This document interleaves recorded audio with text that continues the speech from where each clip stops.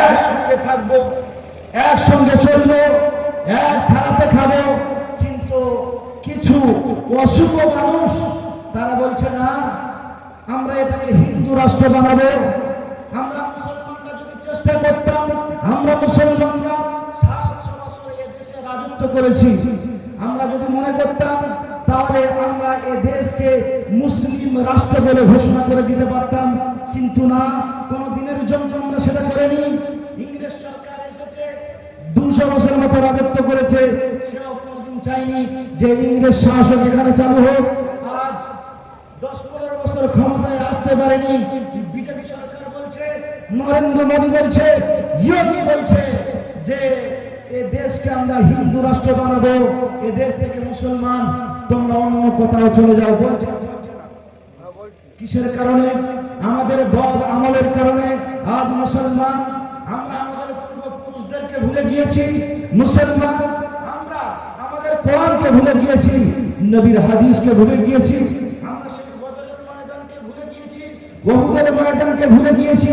ভুলে যাওয়ার কারণে আজ আমাদের এই পরিস্থিতি। বদরের ময়দানে 313 জন সাহাবা 1000 সৈন্যর মোকাবিলা করেছিল। তারা জিতেছিল কিনা? জিতেছিল তো।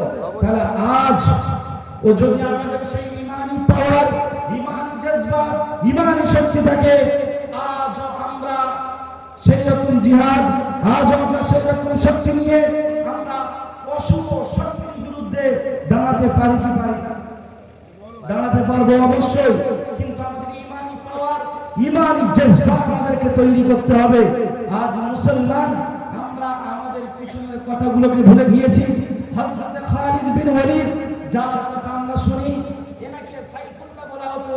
আল্লাহর তলোয়ার মুতার যুদ্ধে যুদ্ধ করতে করতে একটা নয়, দুটো নয়, তিনটে নয়, চারটে নয়, 7 টানা ইয়ামানি তলোয়ার ভেঙে ফেলেছিলেন এবং যুদ্ধ করেছিলেন যে বিরোধী যারা দল ছিল তারা মাঠ ছেড়ে পালাতে ভ্রমণ পায়নি। আজ মুসলমান যদি আমরা জেগে উঠি, আজ মুসলমান যদি আমরা ঐক্য হয়ে আওয়াজ তুলতে পারি, জমিয়তে উলামায়ে হিন্দ হোক, মুসলিম পার্সোনাল ল বোর্ড হোক, যে করে হোক না কেন, বেরেলি হোক, হিজবুল্লাহ হোক, দেওবন্দি হোক, সবাই যদি ঐক্য হয়ে আওয়াজ যদি আমরা তুলতে পারি, এক প্ল্যাটফর্মে যদি আসতে পারি, ইনশাআল্লাহ ওয়াকফ বোর্ড আমাদের কাছ থেকে কাটতে পারবে না। জোরে বলেন নারে তাকবীর, নারে তাকবীর। কোরআনের আলো ঘরে ঘরে, হাদিসের আলো ঘরে ঘরে, নারে তাকবীর। আমরা সেই খালিদ বিন ওয়ালিদের উত্তরসূরি, আমরা সেই ওমর ফারুকের উত্তরসূরি। যে ওমর ফারুক রাস্তা দিয়ে চললে, যে রাস্তা দিয়ে হযরত ওমর ফারুক রাদিয়াল্লাহু তাআলা আনহু চলতেন, হাদিস শরীফের ভিতরে পাওয়া যায় ওই রাস্তা দিয়ে 40 দিন যাবত শয়তান চলাফেরা করতো না। যে ওমর ফারুক রাদিয়াল্লাহু তাআলা আনহু একটা নয়, দুটো নয়, অর্ধেক পৃথিবীকে শাসন করেছে। আমরা সেই ওমরের উত্তরসূরি। আজ পর্যন্ত পৃথিবীর জমিনে আল্লাহর হাবিব সাল্লাল্লাহু আলাইহি ওয়াসাল্লাম বললেন, হে আমার সাহাবারা, আমি চলে যাচ্ছি, তোমাদের কাছে দুটি জিনিস রেখে যাচ্ছি। তারাকতু ফীকুম আমরাইন লা তাদিল্লু মা তামাসসাকতুম বিহিমা কিতাবাল্লাহি ওয়া সুন্নাত রাসূলিহি। কিতাবুল্লাহ এবং সুন্নাত রাসূলুল্লাহর উপর আমল করবে। আমি রাসূলুল্লাহ তোমাদেরকে বলে দিলাম, পৃথিবীর কোন জালিম বাদশা, পৃথিবীর কোন অশুভ শক্তি তোমাদেরকে কোনোদিন গোমরাহ করতে পারবে না, তোমাদেরকে কোনোদিন ক্ষতি করতে পারবে না। আর মুসলমান আমাদের বিরুদ্ধে বিভিন্ন রকম আইন পাস করা হচ্ছে। আজ আমরা চুপ করে আছি। ফিলিস্তিনের জমিনে ফিলিস্তিনের নিরীহ মা-বোনেদেরকে এমন ভাবে মারা হচ্ছে, অত্যাচার করা হচ্ছে। আজ আমরা মুসলমান ঘুমিয়ে আছি, আমাদের মুখে কোনো আওয়াজ নেই। আমরা আজ আওয়াজকে বুলন্দ করছি না, আওয়াজকে তুলছে না। আজ ফিলিস্তিনের মুসলমানরা মার খাচ্ছে, তাদেরকে মারা হচ্ছে, তাদেরকে নিয়ে যারা যন্ত্রণা দেওয়া হচ্ছে, তাদের বাচ্চাদের উপরে বোমা ফেলা হচ্ছে, তাদের হসপিটালের উপরে বোমা ফেলা হচ্ছে, তাদেরকে নির্মূলভাবে শেষ করছে। তার পিছনে আমেরিকা বিভিন্ন রকম ভাবে সাহায্য সহযোগিতা করছে। তাকে বলছে তুমি আগে চলো, আমি পিছনে আছি। মুসলমান আজ পর্যন্ত তোমার ঘুম ভাঙল না? ফিলিস্তিনের মাদের উপরে হামলা করা হলো, ফিলিস্তিনের উপরে হামলা করা হলো, মুসলমান তোমার অন্তরে একটু বেদনা লাগলো না, তোমার অন্তরে একটু ব্যথা লাগলো না? যেদিন ভারতবর্ষের বুকে মুসলমান আজ চালু হয়ে গিয়েছে যে মুসলমান এ দেশে তোমার থাকার অধিকার নেই, সেই দিন তোমার দিলের মধ্যে আঘাত লাগবে। যেদিন আমার আপনার সামনে আমার আপনার মা আমার আপনার বোনকে নিয়ে যেদিন রেপ করবে, যেদিন জিনা করবে, যেদিন আমার আপনার সামনে আমার আপনার বাচ্চাকে ঘরের ভিতর থেকে টেনে টেনে বাইরে বার করে হত্যা করা হবে, সেই দিন কি আপনার ঘুম ভাঙবে? উঠুন মুসলমান, জেগে উঠুন, আর ঘুমাবের সময় নেই। কারণ যদি ঘুমিয়ে পড়ি আমাদের অবস্থা কিন্তু ফিলিস্তিনের মতো হবে। এখন থেকে যদি আমরা জেগে উঠে আমাদের হাতকে মজবুত করতে পারি, আমাদের হাতকে শক্ত করতে পারি, আমাদের পিছনের ইতিহাসকে যদি আবার আমরা তুলে ধরতে পারি, তাহলে 1000, 2000, 1 লাখ, 2 লাখ, 4 লাখ আমাদের কিছু ইনশাআল্লাহ মনে হবে না। তুলন সন্ত্রাসকে উড়িয়ে দেবো।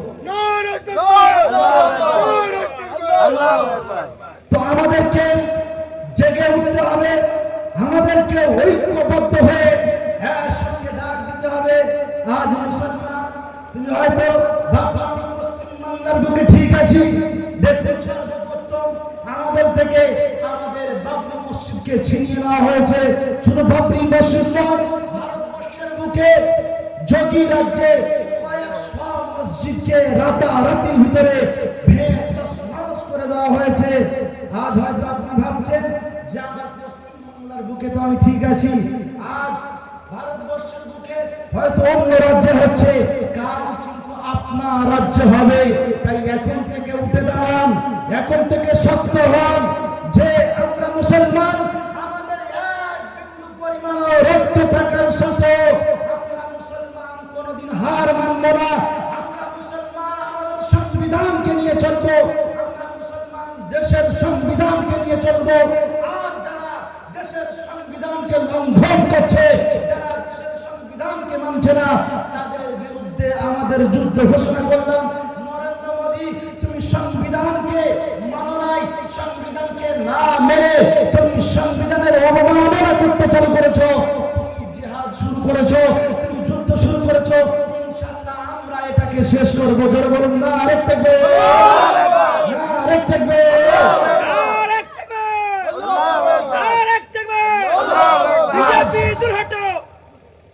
আজ পৃথিবীর জমিনে আল্লাহ পাক আল্লাহ রাব্বুল আলামিন বলে, বান্দা তুমি ঈমানি পাওয়ার তৈরি করো, ঈমানি তাকত তৈরি করো, আমি আল্লাহ পাক আল্লাহ রাব্বুল আলামিন তোমার সাথে থাকবো।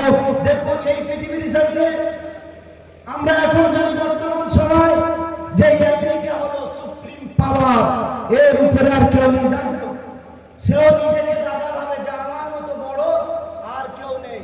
কোন আমেরিকা? যে আমেরিকায় প্রতি 1 সেকেন্ডে একটি করে মেয়ে ধর্ষণ, প্রতি 70 সেকেন্ডে একটি করে মেয়ে ধর্ষণ হয়। কোন আমেরিকা? যে আমেরিকা ইরাকের জমিনে 2001 সালে বোমা বাস্টিং করে 20 লক্ষ মানুষকে হত্যা করেছে। কোন আমেরিকা? যে আমেরিকা আফগানিস্তানের উপরে বোমা বাস্টিং করে 15 লক্ষ মানুষকে হত্যা করেছে। কোন আমেরিকা? ইরাকের মেয়ে ফাতিমাকে মুসলমান হওয়ার কারণে, ইমানদার হওয়ার কারণে তাকে নিয়ে রেপ করেছে, তাকে নিয়ে ধর্ষণ করেছে। এই আমেরিকা বলছে আমি হলাম পৃথিবীর দাদা, আমি হলাম সুপ্রিম পাওয়ার।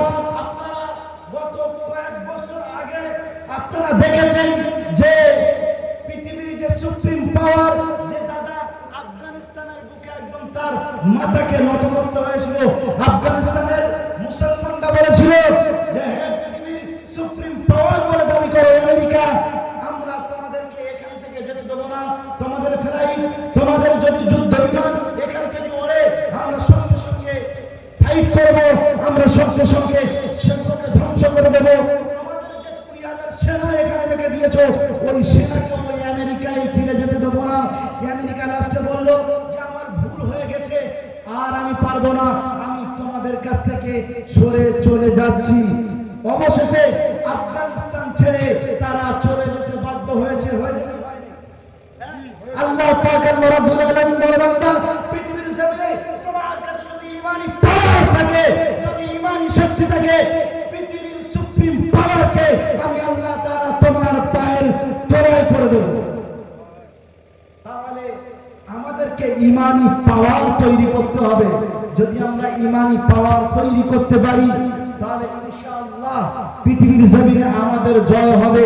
যেটাই যাব আমরা জিতবো, যেটাই যাব আমাদেরকে লাঞ্ছনা দিতে পারবে না, আমাদেরকে অপমানিত করতে পারবে না, আমাদেরকে অপদস্থ করতে পারবে না।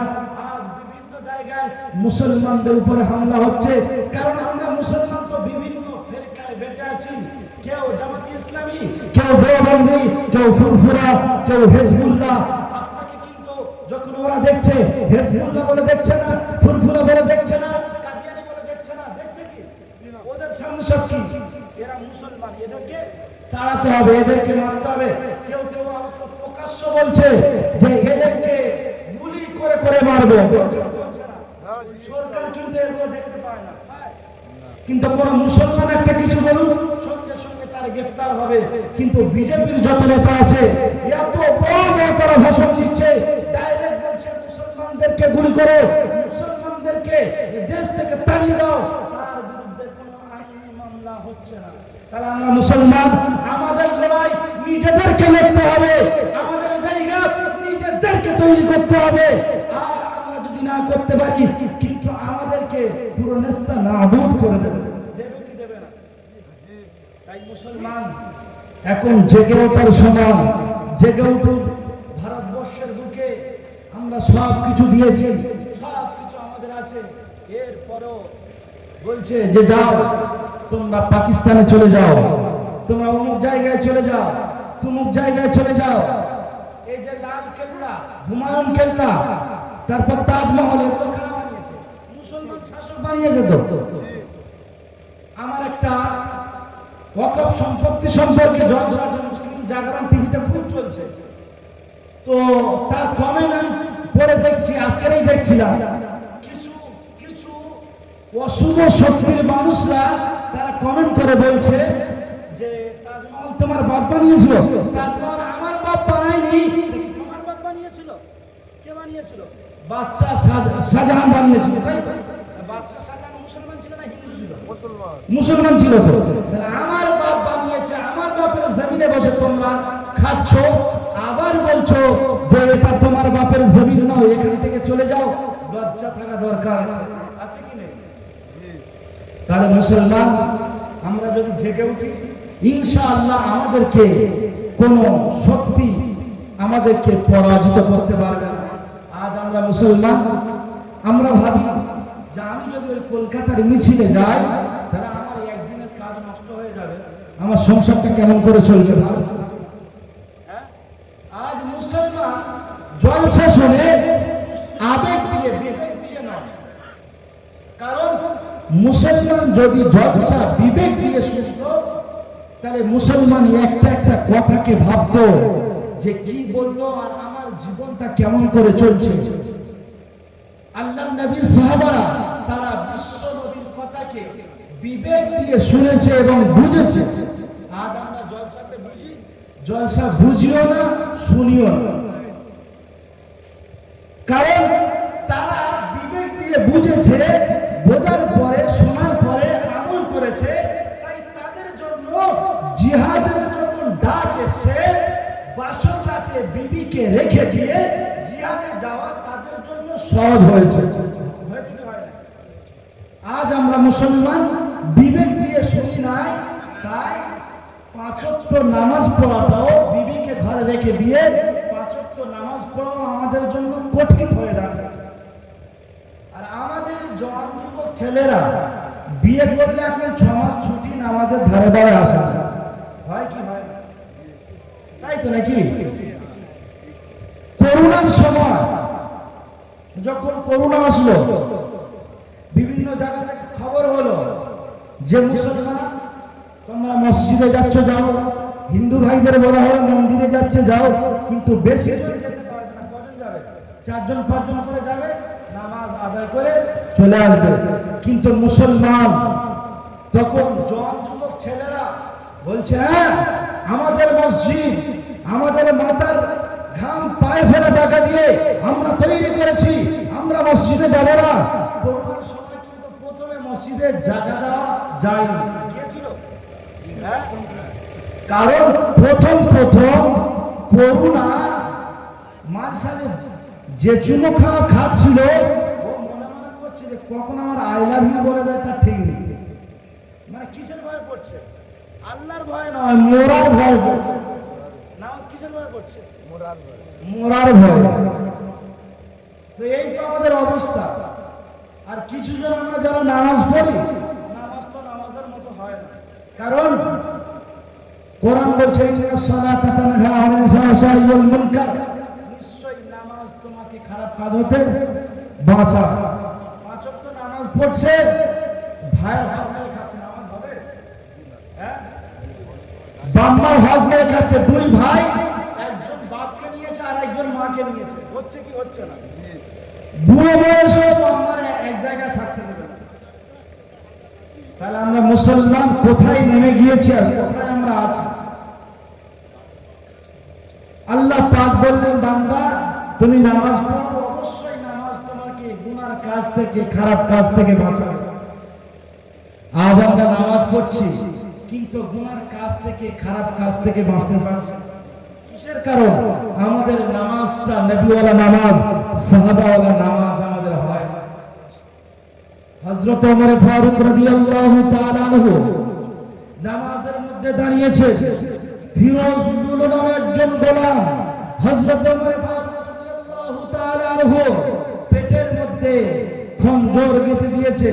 হযরত ওমর ফারুক রাদিয়াল্লাহু তাআলা আনহু মসজিদের ভিতরে, মসজিদে নববীর ভিতরে নামাজের ইমামতি করছিলেন। যখন প্রথমবার খঞ্জর হযরত ওমর ফারুক রাদিয়াল্লাহু তাআলা আনহু পেটের মধ্যে গাঁথা হলো, হযরত ওমর ফারুক রাদিয়াল্লাহু তাআলা আনহু কিছু বললেন না, কোন আওয়াজ করলেন না, শব্দ করলেন না, নামাজ চালিয়ে যাচ্ছেন। ফিরোজ আবার হযরত ওমর ফারুক রাদিয়াল্লাহু তাআলা আনহুর পেটের মধ্যে খঞ্জর গেঁথে দিয়েছে, দিয়ে খঞ্জরটাকে ঘুরিয়ে দিয়েছে। হযরত ওমর ফারুক রাদিয়াল্লাহু তাআলা আনহু নামাজকে ধরে রাখতে পারলেন না, পিছন থেকে একটা সাহাবাকে নিয়ে সামনের দিকে করে দিলেন। আমার বলার উদ্দেশ্য হলো এটাই, হযরত ওমর ফারুক রাদিয়াল্লাহু তাআলা আনহু প্রথম খঞ্জর যখন মারলো,